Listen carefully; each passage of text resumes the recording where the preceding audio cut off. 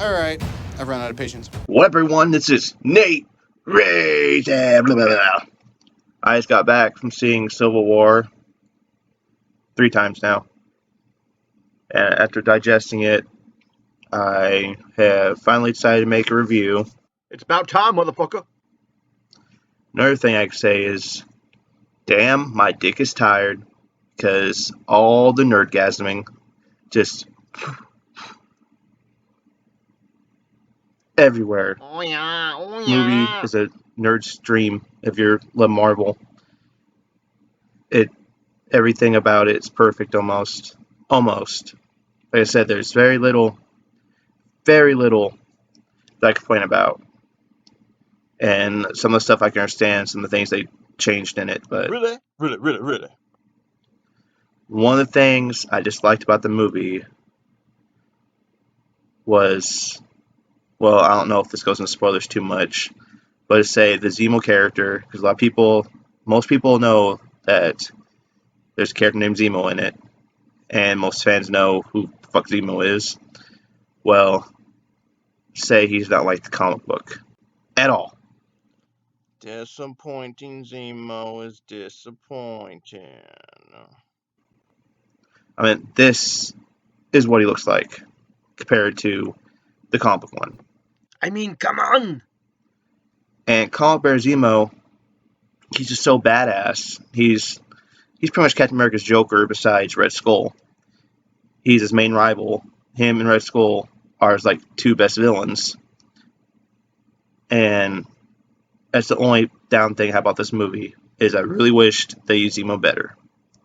Instead, he's just kind of lame, but he's one of the cool villains they've had in a while because he doesn't die really fast.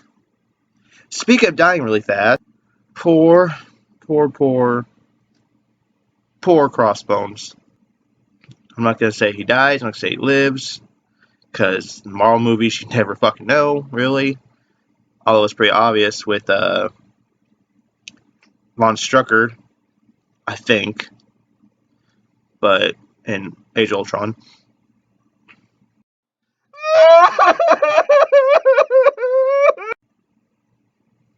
Oh, that might have been some spoilers for that, but most of you people probably seen already. And if you don't, fuck you, go see it if you're a Marvel fan.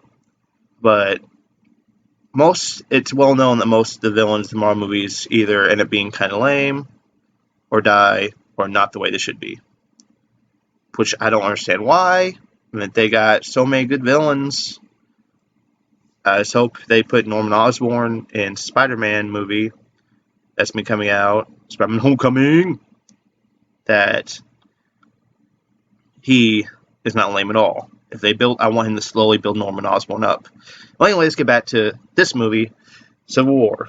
Yes, I am Team Iron Man because I love Spidey. Although in the movie, what I love about it is kind of feel for both teams. There's no real bad or real good. There's a lot of emotion in this movie. There's a lot of sad parts of the movie and serious parts with a lot of the humor. And the humor is great, and a lot of really subtle humor. And the emotional sad parts are very emotional. Like, this is probably one of the most emotional, like, in all the Marvel movies ever made, this probably is the most emotional shit I've seen in a while. Well, since Captain America Winter Soldier, anyway. So some things are pretty sad in that, too. Which, the Russo brothers did a great job on that, and they did an amazing job on this. Like I said, with Zemo is a little better. What about me? And he's barely in the damn movie. And he looks so cool. Like, they try to make him look so cool and badass. I mean, he does a great fight scene, but that's about it. Which is kind of sad, because Crossbones is also another badass villain in Captain America's comic books. But damn, he looks lit as fuck. There's a main villain, but it's not what anyone thinks it is. I'm going to say the main villain itself is vengeance. Everyone in this movie is ruled by vengeance. Captain America, Iron Man, Crossbones even, Zemo, everyone has vengeance on their minds. also Black Panther. The only person that probably doesn't is the few that end up joining the teams, like Spider-Man just wants to help Iron Man and stuff like that.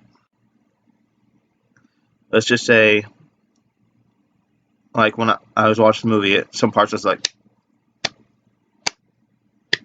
and I cried, I laughed. It was just fucking phenomenal. So now let's talk about the new characters. Fuck yeah! Black Panther is badass.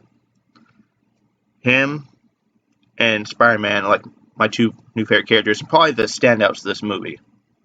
Which, since they're making standalone movies after this, that's probably why, because they wanted them to stand out as good as they could.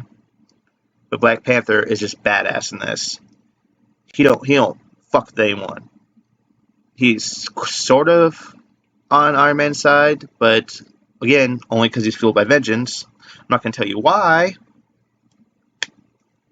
but it's pretty obvious that Winter Soldier just summoned to him, because when you go to any store or anything, every picture, anything you see, is Black Panther chasing after Winter Soldier. Yep. And Spider-Man, oh, Spider-Man is so badass. I mean, well, not super badass, but I mean, all the badassery, mostly Black Panther had, but all the quips and the humor, Spider-Man had a lot. He was so funny in it. Tom Holland, the new kid playing Spider-Man, he does a great job. I mean, me and my friends kind of worried that he might be too young, because his voice cracks a little bit. We thought that was going to happen, but nah, he does a pretty good job. And he'll grow into the role, even get better and better, because the younger the actor they get, the more movies they can make. So they can make probably about, if the next Spider-Man movie is popular enough, they could probably make like 5, 6, 7, 8, 9, 10. Who knows how many Spider-Man movies? And Spider-Man has the best rogues gallery of any of the Marvel characters that I love. I mean, Green Goblin, Carnage, Venom, you name it. And I can't wait to see who they're going to use. Hopefully a villain we haven't seen yet in the Spider-Man Homecoming movie. God damn! But anyway, Captain America in the movie, you really feel for him sometimes, and you understand what he's doing is kind of right. And you almost feel bad for him a lot of times too. And you cheer for him too. Like I said, it's hard to say what side you could be on, because people are all saying, I'm on Iron Man's side, I'm Spider-Man's side, I'm Captain America's side. Until they actually see the movie, then they actually feel for both sides. Which, I guess, is a little bit of a spoiler in itself, but you kind of feel for both sides, and there's a lot of fucked up shit that happens in the movie. There's some sad stuff with Iron Man's past you see in the movie, and you feel really bad for him. At the same time, Iron Man's sometimes he's a dick in the movie, but Tony Stark's always been kind of a dick for all the movies, but a lovable one. And the teams, I mean, the comic book, the conflict was a lot bigger. It had a lot more heroes. Tis true. But the teams were pretty well thought out, grouped together pretty well. Iron Man's side, you got Spider-Man, Black Panther, Scarlet Witch, Vision. They're all pretty awesome. And I actually kind of like Captain America's side a lot, even though Iron Man had the two standouts, which was Black Panther and Spider-Man. But Captain America, let's say, I love Ant-Man in this movie. Scott Lang is hilarious. And there's one part of this movie where it almost shows like a famous cover of when Ant-Man gets on Hawkeye's arrow, shoots like that. And I was like, oh, that's an awesome Easter egg. I can't believe they did that. A lot of people probably didn't realize what that was from, but all the comic book fans were like, oh, damn! That was awesome. Oh, yeah! And I say one of my favorite Spider-Man moments, because Ant-Man, I mean, you've seen the toys and shit. Ant-Man does turn a Giant Man in the movie, which I was like, yeah, that's so awesome. I just wish he talked in the Giant Man form, but it's still fucking awesome. But Spider-Man in it. Like, when he starts fighting Giant Man, it's hilarious because he makes Star Wars references because Spider-Man's a Star Wars fanboy in the movie, which is funny. And, like, he's making references to Empire Strikes Back and AT-AT.